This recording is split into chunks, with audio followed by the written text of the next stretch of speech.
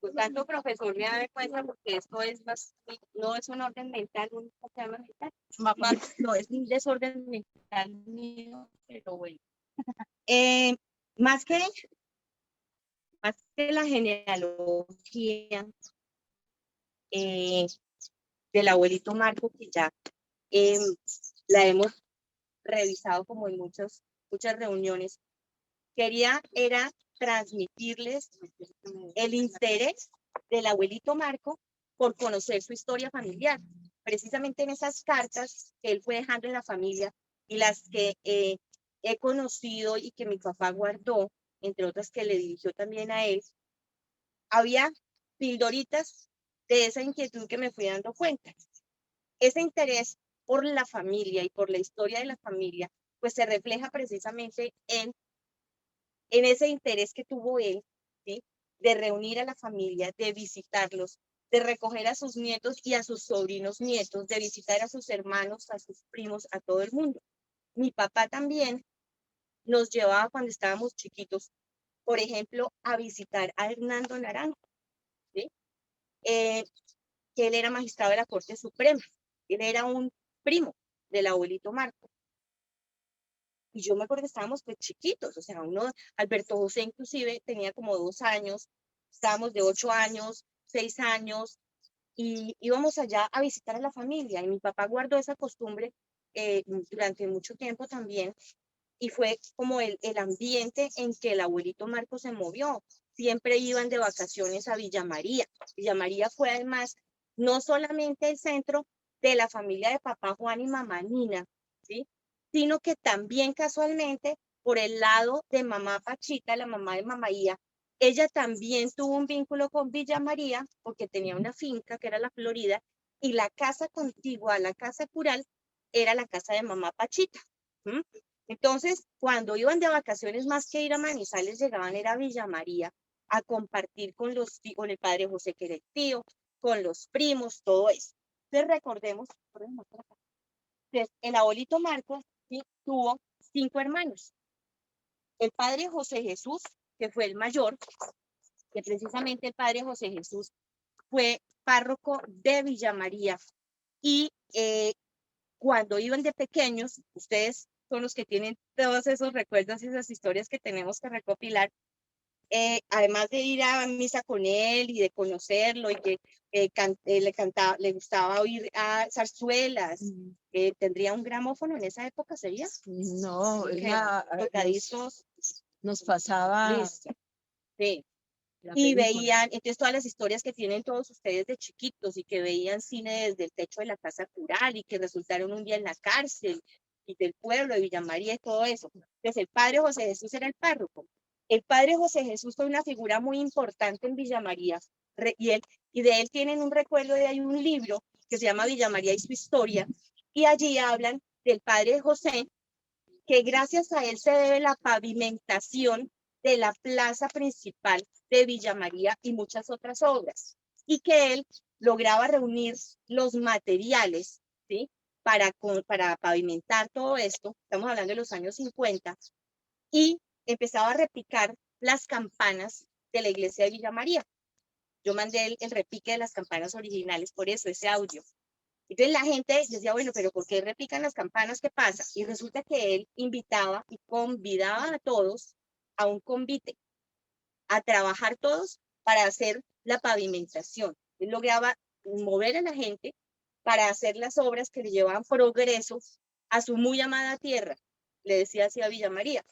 Y resulta que leyendo sobre el padre José, hizo lo mismo también en Chinchina. Entonces en Chinchina, en un periódico de La Patria, encontré que a él, al padre José, se deben muchas obras, que tenía mucha capacidad para convocar a la gente y para estimular a que entre todos tenían que llevar el progreso a su pueblo y a su ciudad. Entonces era el padre José. Clarita, bautizada como Clara Rosa.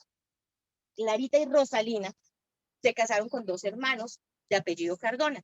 Y son todos los hermanos, todos los Cardona Naranjo, todos los primos que se quedaron viviendo en Manizales y vivieron allá y que pues ahorita con ellos mantenemos una comunicación, ¿sí? De Naranjal y ellas fueron además profesoras las 2, creo, Sarita y Rosalina, Eh, ¿también? ¿O no, solo Rita? Rita, solo Rita. No, Estudiaron, mi abuelita también. estudiaron para maestra.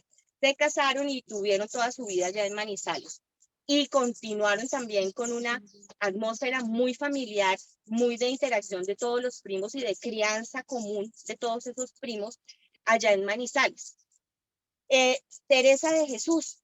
Resulta que Teresa de Jesús fue, fue monja y era, junto con Rita, que era la menor, eran muy amigas. Y Teresa de Jesús en la comunidad de la Providencia tomó el nombre de Sor Carolina. Yo hace unos pocos años logré hablar con una persona del Colegio de la Presentación en Cali, donde ella vivió su vida religiosa, que la conoció. E inclusive lo que me dijo que era una monja muy corpulenta, gordita, ¿sí? Muy exigente también, ¿m? Pero muy querida, y que además falleció de un infarto fulminante, que estaban en el almuerzo y de pronto cayó sobre el plato de la comida y ahí quedó. Entonces ahí hay unas herencias de infartos fulminantes en la familia Naranjo bien interesantes. Porque el padre José, y ella murió de 50 y pico de años, el padre José murió de 60 años, también de un infarto. Y el abuelito Marco, obviamente, también de su infarto. Rita, como sabemos, se casó con Alberto Zuluaga, que era de Aguadas, se casaron en Chinchiná y tuvo sus 3 hijos. Amparito sigue muy en contacto con todos y en sus visitas, que es la que vive en México con sus hijas. Y esos fueron los hermanos del abuelito Marco. Ellos su vida transcurrió en Villa María, aunque como tenían tanto vínculo con Santa Rosa de Cabal, ahora les cuento por qué, algunos de ellos fueron bautizados en Santa Rosa de Cabal. El abuelito Marco fue bautizado en Santa Rosa, pero lo que hablamos con la tía Elvira es que realmente el núcleo familiar vivía era en Villa María. De allí era en Papá Juan, porque mamá Nina venía de Granada, Antioquia, ¿sí? Entonces, ahí en Villa María se casaron los abuelos del abuelito Marco, que eran Emilio Naranjo y Quiteria Serna Tamayo. Quiteria venía de Granada. Emilio Naranjo era de Carmen de Viboral. O sea, los Naranjo como tal venían de Carmen de Viboral. Pero la mamá de Papá Juan, junto con mamá Nina y su familia, todos venían de Granada, Antioquia.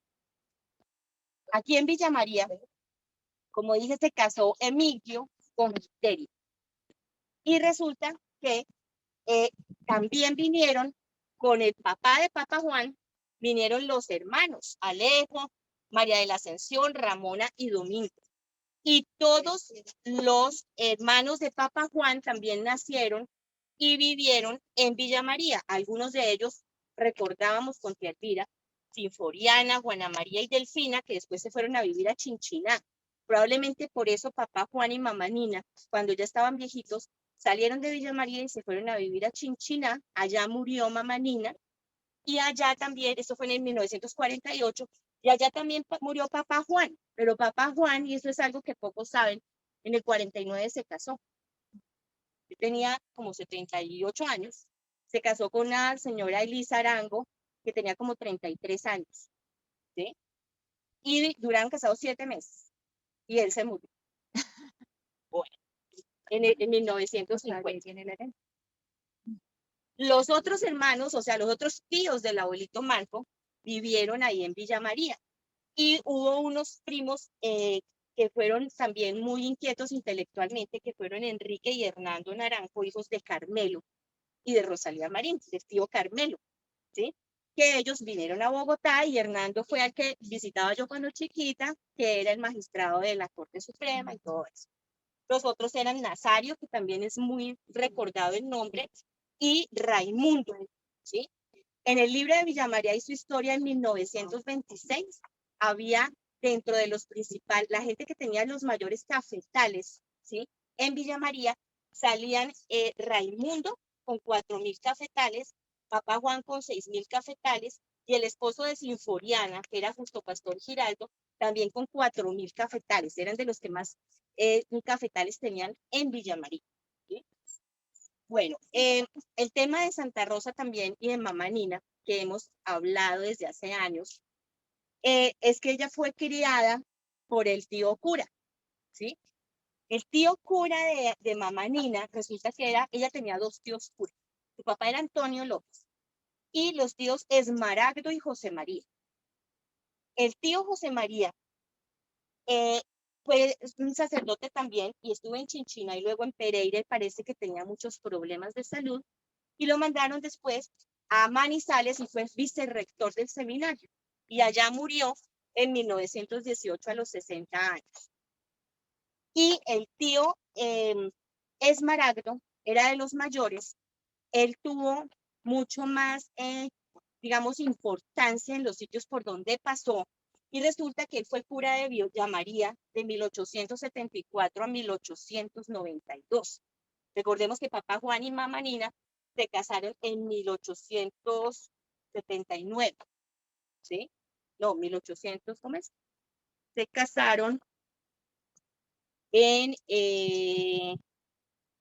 1870, no, sí, 86. Bueno, entonces 1896. Esmaragdo estuvo en Villa María y 96. seguramente por eso también fue que Antonio, el papá de mamá Nina, con todos los hermanos de mamá Nina se vinieron a vivir a Villa María. ¿Sí? Luego Esmaragdo fue párroco de Santa Rosa de Cabal desde 1892 y gracias a él se terminó de construir la Basílica de Nuestra Señora de las Victorias en Santa Rosa de Cabal, la que actualmente está. Para quien haya ido hace poco a Santa Rosa de Cabal, ese templo lo terminó él. Y adentro de la galería de los sacerdotes, y ahí está una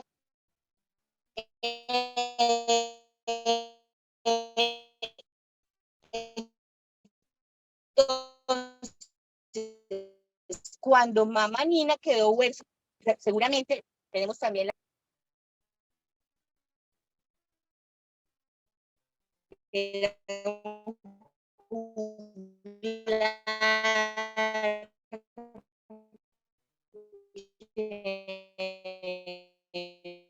no se sabe, no es solo de tenerlos. Entonces, cuando quedaba alguno de los hermanos de ellos y de la educación de ellos, y todo esto, entonces, mamá Nina, los 11 años de edad, se fue a vivir con el padre Esmara, fue a buscar Papa Juan para que sepa que tiene también fue que mamá Nina aprendió a escribir, muy inquieto con muchas cosas y le enseñó a leer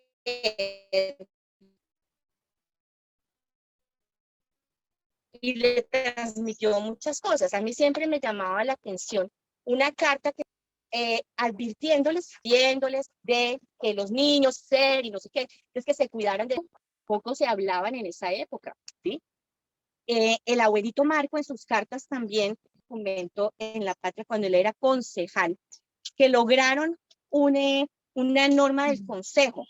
Y entonces el abuelito Marco decía, qué bueno que se empieza a dar educación sexual en las escuelas. Pues hablar en esa época de educación sexual, pues era muy raro, ¿sí? Escandaloso además. ¿Mm? Entonces, algo de eso y de ese acercamiento a los niños y a hablar como a nivel de los niños, pienso que lo tuvo que haber recibido de mamá Nina. ¿Sí? Es muy laborioso, muy trabajador, campesino. Es lo suyo eran las fincas, era el cafetal y además pues la tienda. ¿Sí? Entonces por eso tuvo tienda no solamente en Villa María, sino también en Chinchiná. ¿Mm? Entonces esa fue la influencia. Yo entre las cositas que encontré ya para terminar del abuelito Marco, por ejemplo, él tenía unas anotaciones de los parientes, ¿sí? Como para saber quién era de quién. Entonces, el ingeniero Pascual, entonces era hijo de Pascual López. Pascual López era un hermano de Alejandrina, y esos todavía viven en Santa Rosa de Cabala, ya tienen una fonda turística. Los descendientes de Pascual López, el hermano de Mamá Nina. Fulanito Cardona, ese es pariente o es el nieto de no sé quién. Entonces él guardaba noticas así. La de masa, y le interesaba hacia atrás también conocer. Decía, parientes de mi abuela Purificación. Y guardaba los nombres de los hermanos con los años 60. Él escribió a España. Acuérdense que en esa época era punta de carta, que se demoraba semanas, todo eso. Pues él escribió a España porque quería los escudos del apellido Naranjo y del apellido López. Entonces hubo una carta de una cotización que le hicieron en esa época, pues que obviamente era carísima, ¿sí?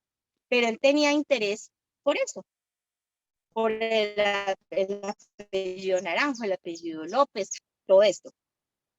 Y ¿qué más iba a decirles yo de los antepasados? Bueno, y de las cartas que le escribió a mi papá. Entonces, por ejemplo, cuando mi papá se casó,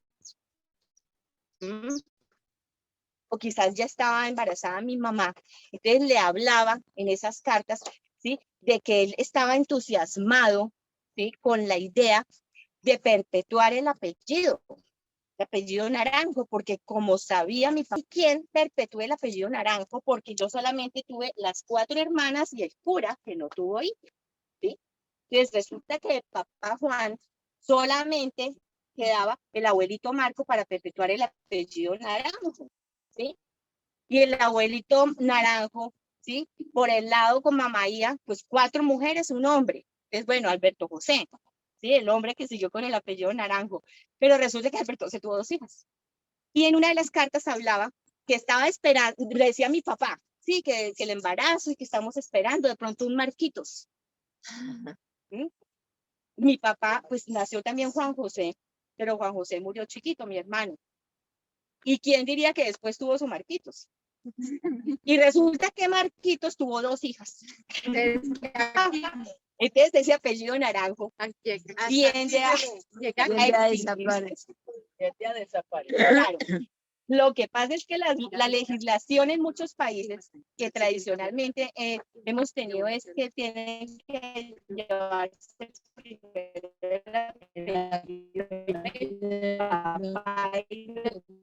la mamá, va cambiando. En Colombia también. En Colombia resulta que ahora ya la pareja puede o optar como un apellido de familia en escoger. Entonces mi hermano Alberto sí que está Naranjo Vesti, ¿sí? Con un guión.